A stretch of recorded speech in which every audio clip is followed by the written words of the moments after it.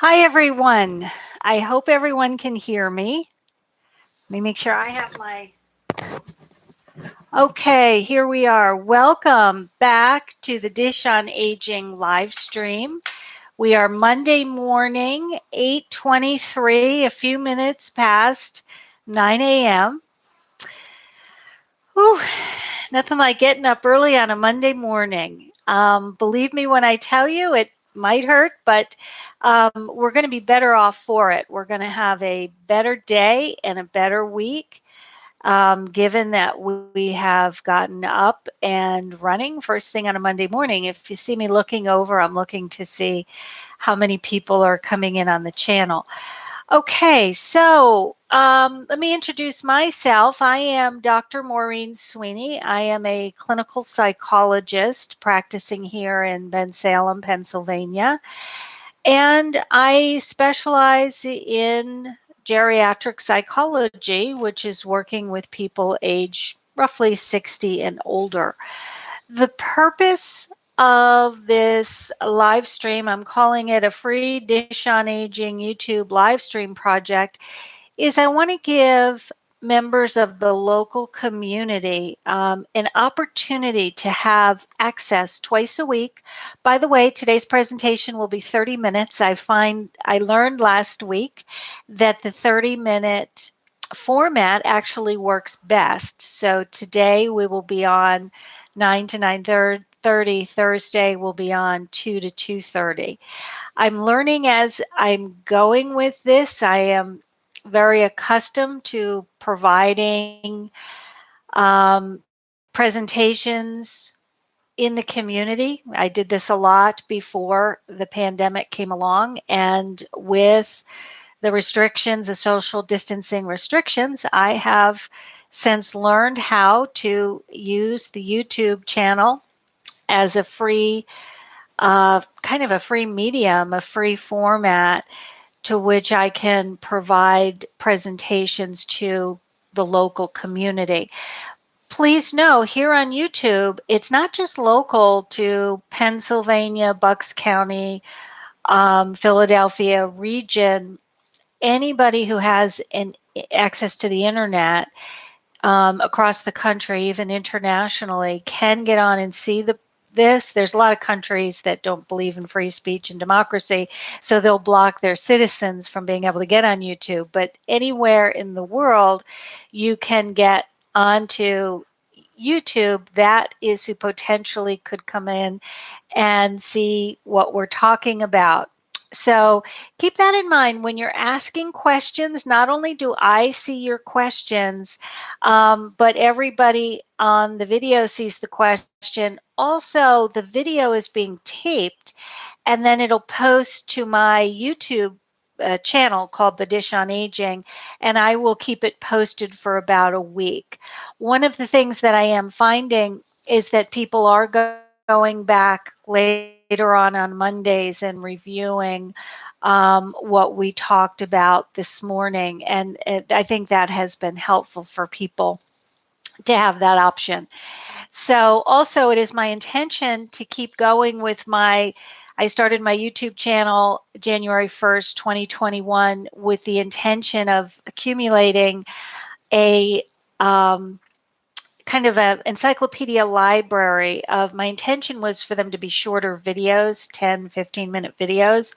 Some of the topics, though, are longer. They're 40-minute videos.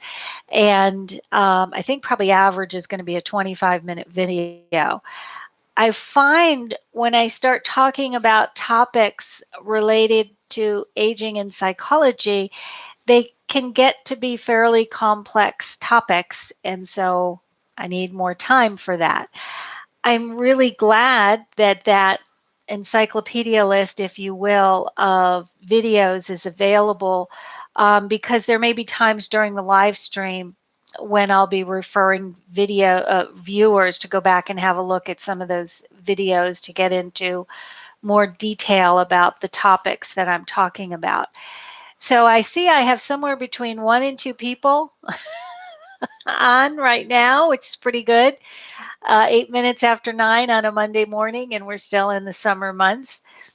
So let me put it out to sea. This is question answers. You don't have to ask any questions. If you stay silent in the background, nobody knows who you are. I mean, I don't even know. I just see a number. Everybody else sees a number of people on the call. Um, Let me do a quick review of YouTube Live and Interactive. How you all, as the audience, are interacting with me is through your chat. And so your task, and I know that some of you may be watching through your phones, your iPhones. Some might be watching this morning through your iPads. Some might be watching through your computer, and some might be watching through your TV. So if you're watching through your TV, you may or may not have the ability even to type in a question. So what I want you to do, if you have the ability to take your pointer and, oh, there we are. Good morning. Great. It looks like I have Brian and Judy. Brian's able to type in. Judy's watching. Let me ask if either one of you or anyone else on the video, do you have any questions this morning? I have a agenda of what I think will be helpful for me to talk about this morning. But for those who are on the video, I want to open it up. Any general questions about psychology and aging, concerns about the COVID, where we are, and the best way to respond? Okay, so giving you the opportunity to ask any questions you have. By the way, Brian, I'm so glad that you were able to get onto the live stream. Um, Last week, I was receiving, after the presentation, I was receiving messages from people who were trying to get on, and it's a slightly different format, the live stream, and figuring out how to ask questions. And again, I want everybody to know questions are public. You can stay quiet in the background and nobody knows that you're even there. You know, some people want everybody to know that they're here. Okay, and if you do, just type in a question.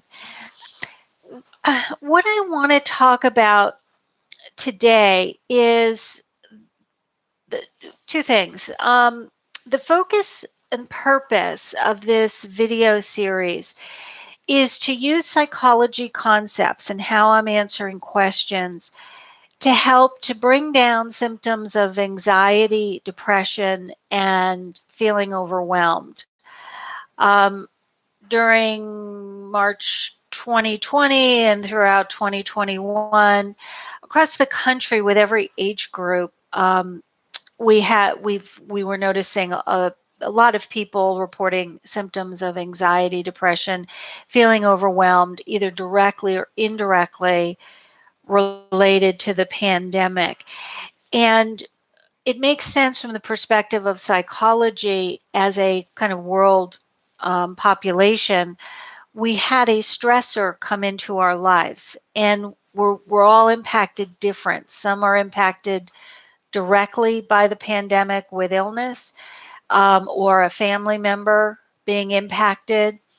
And then the indirect impacts are not being able to see our friends for several months, not being able to see family for several months. And for others, it may be loss of employment for several months, now maybe going on more than a year now.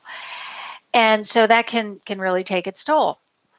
In terms of emotional health. In addition to it, can take its toll on medical health as well. And so one of the best ways that we can deal with a general anxiety that comes from uncertainty. And right now, in August of 2021, we're facing a great deal of uncertainty on, oh my gosh, how is this pandemic going to unfold in the fall and winter months? And the reality is, I mean, even if you do have a crystal ball, we really don't have an answer to that question.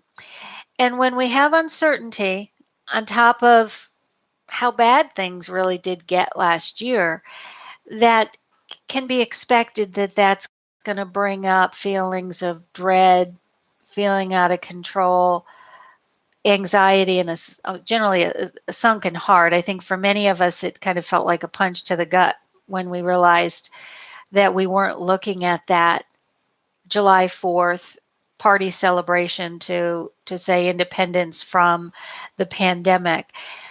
One of the best ways that we can, and one of the healthiest ways that we can respond to an uncertain situation, and this is true every age and across the board, is if we respond with an action.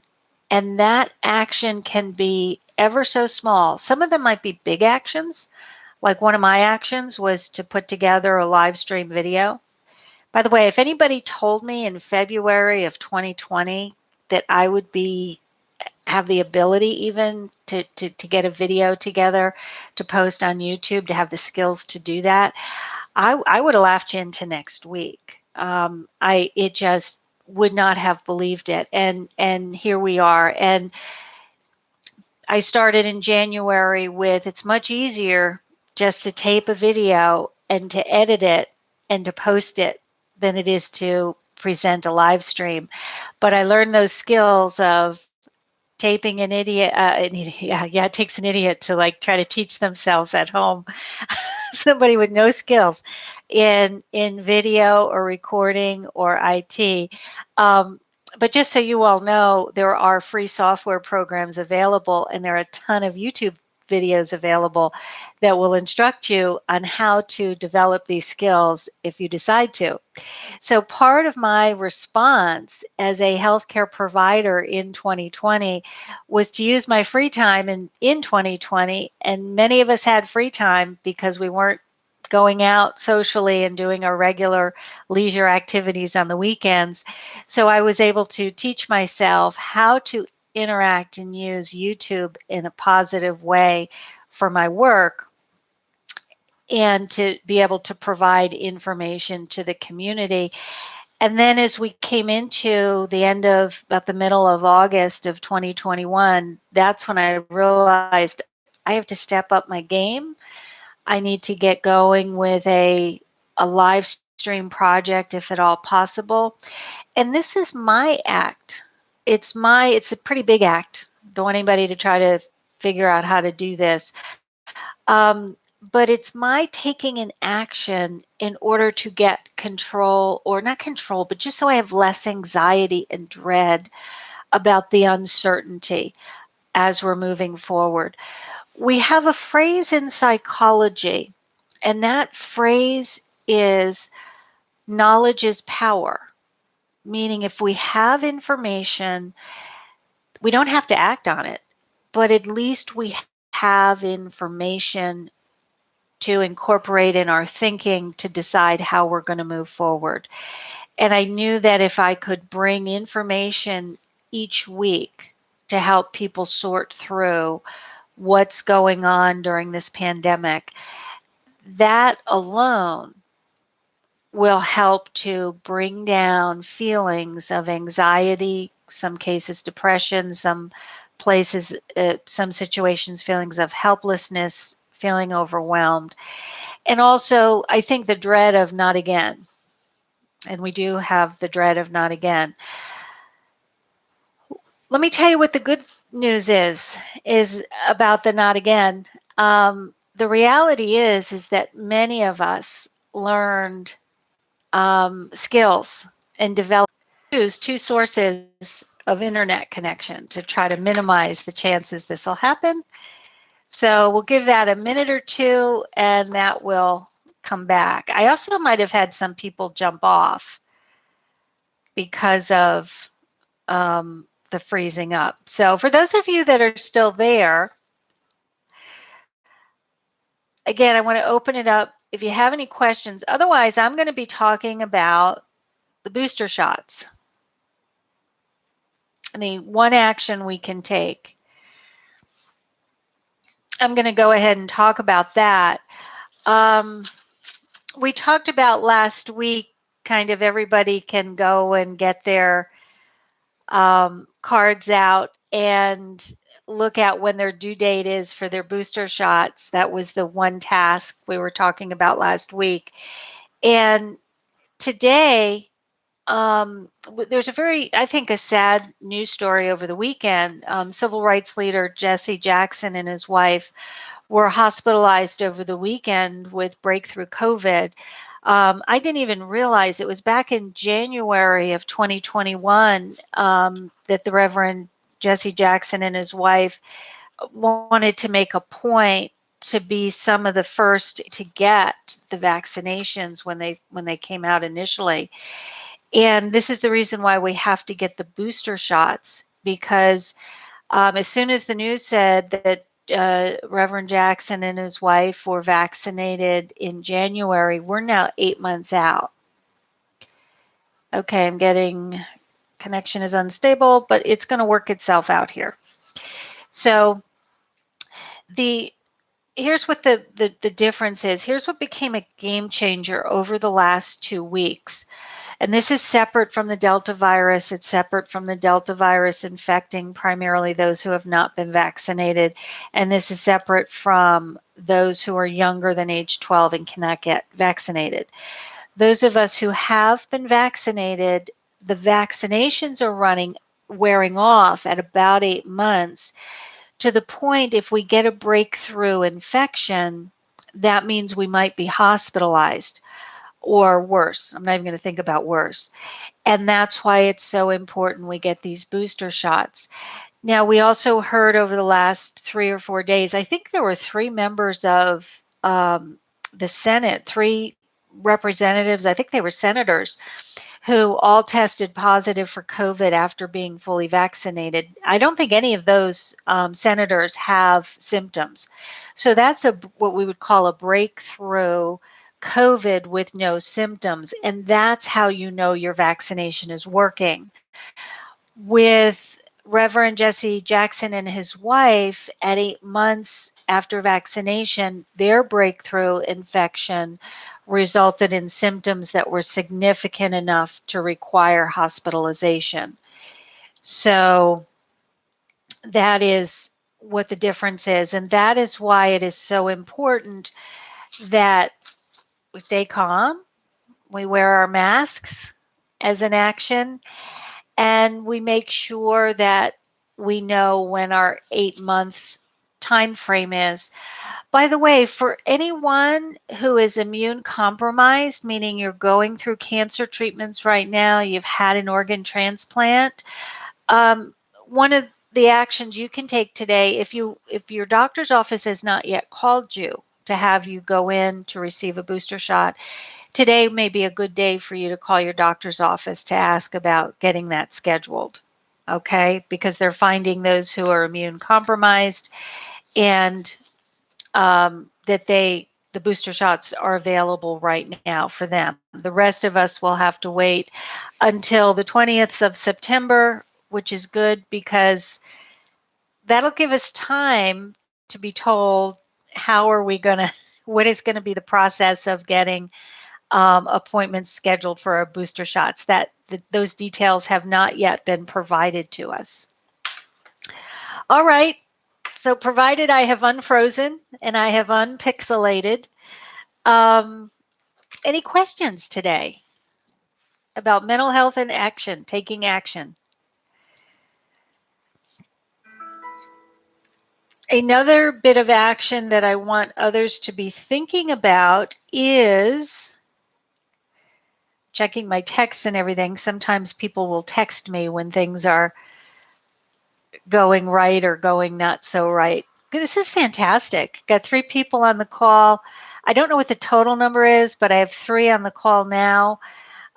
This is designed to be a drop-in. Ask questions. If the information is helpful, you stay. If it's not, you don't.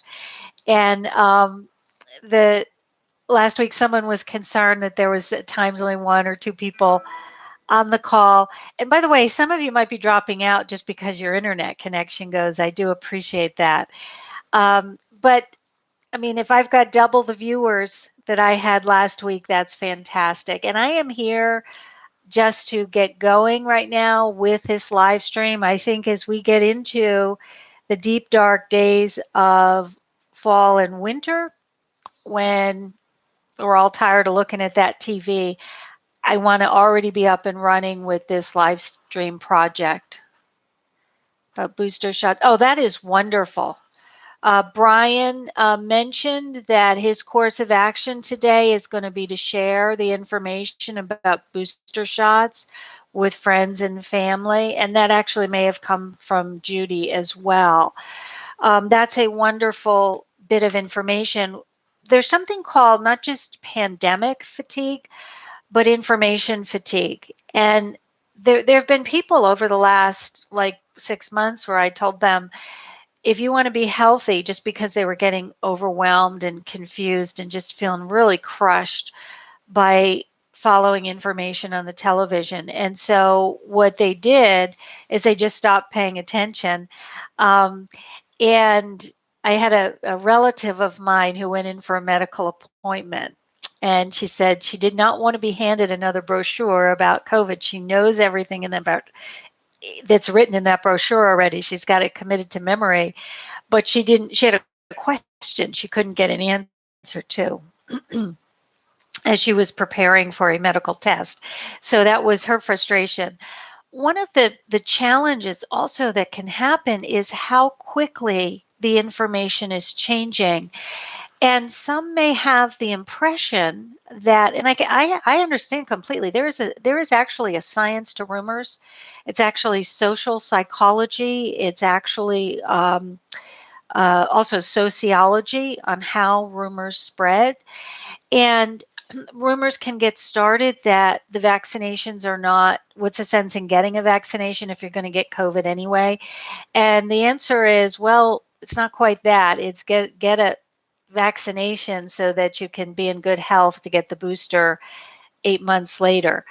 Also, many of you may have that smallpox vaccination scar. I have it. I was born in 1968, and the pediatrician at the time said, I'm still giving the children the smallpox vaccinations, even though they're not needed anymore.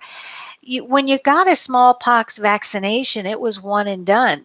You didn't need a second vaccination, and we were able to eradicate smallpox. And it's not that way with this COVID 19 virus. It's more similar to the flu. It's also everyone and anyone who has anxiety about not having the research, 15, 20 years research um, for this vaccination, like we did for the smallpox vaccination. And people say that it took 20, 15 years to get most vaccinations to market, and they got this to market in, I don't know, less than a year. And let me tell you what the difference is. The difference in the speed of research is the computers that can analyze the statistical data.